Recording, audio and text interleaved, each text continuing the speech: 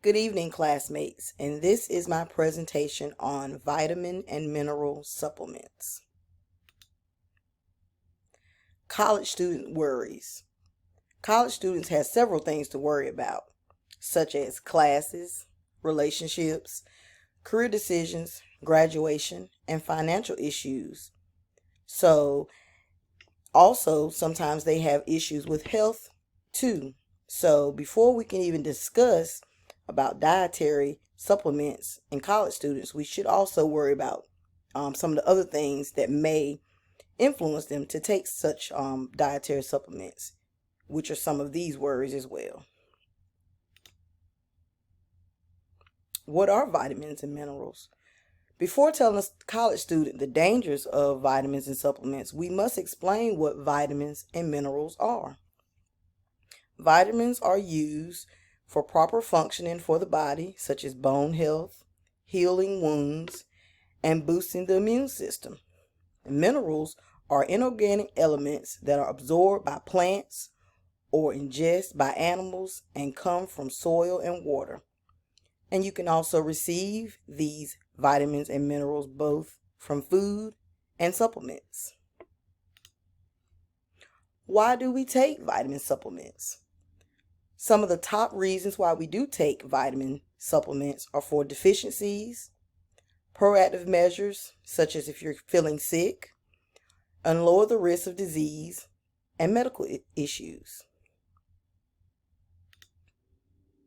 The dangers of vitamin supplements. Although vitamins are safe for things such as deficiencies and preventive measures, they can also be harmful if not used properly. A controlled company called the FDA, which is the Food and Drug Administration, ensure that companies establish good manufacturing practices that must follow to ensure the identify purity, strength, and composition of these dietary supplements. So, for dietary supplements, are they safe?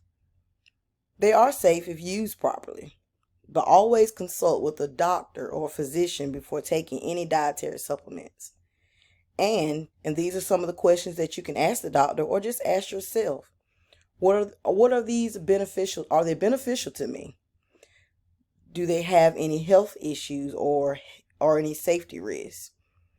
What is the proper dose to take? How, when, and for how long should I take these supplements?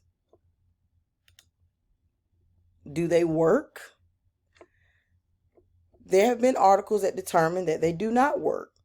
But we all know that we do need to rely on a well-balanced diet to receive all the vitamins and minerals we need. But we all know we don't always eat properly. But we also have supplements that help lower the risk of cancers.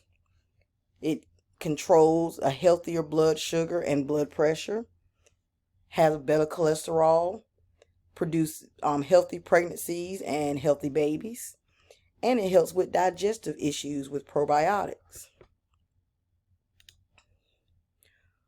Who does need dietary supplements and who does not? As I stated before, vitamins are needed for those who do not eat a well-balanced diet. So people that have poor appetites, people over the age of 50, and women that are trying to get pregnant or women that are pregnant. Some of these vitamins are good for them to try to keep some of these vitamins and minerals that they need to get by in life. Now, there are some issues sometimes where people should stay away from these vitamin supplements. And those are people with liver issues, women that are pregnant or nursing because they can pass on bad supplements to the baby, and cancer patients that are on chemotherapy because some of these vitamins can take the effectiveness of chemotherapy so it won't work for the patient. Dietary supplements, should it be a replacement for food? Supplements should never be a replacement for food. They cannot produce all the nutrients and benefits of whole foods such as fruits and vegetables. Some of the three beneficial things that dietary supplements don't give us is better nutrition, essential fiber, and protective substance. So if I had to give points for college students about supplements, these would be the 6 things I would tell them.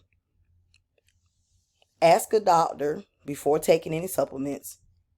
Never take something not prescribed or recommended by a doctor.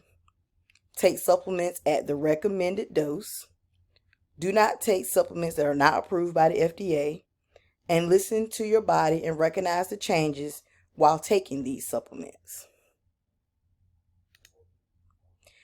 I thank you very much for my presentation. It's been a pleasure, and thank you very much. Bye-bye.